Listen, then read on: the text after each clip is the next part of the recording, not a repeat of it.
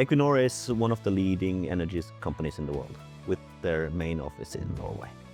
Equinor needed to reduce their CO2 emissions. This is how the Hywind Tampen project was born. Equinor had to put a 20,000-ton floating wind turbine in the middle of the North Sea. And the North Sea is a rough environment. The challenge with that it was never been done before in that scale. You can think about 11 turbines. The blades are the size of Big Ben. And we needed a lot of monitoring and control. Third-party systems like weather monitoring, power motion control, CCTV, distribution systems.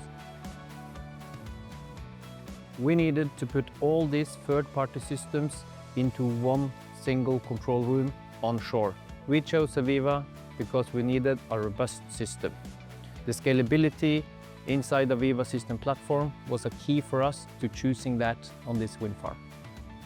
And this is how we use system platform. We connect every third-party system into one to enable our end user. The data collected on the Hywind Tampen project is used by Equinor for efficient control, monitoring and maintenance of these big installations. Hywind Tampen produces 88 megawatts of power, and that's the same as the power consumptions of 50,000 homes.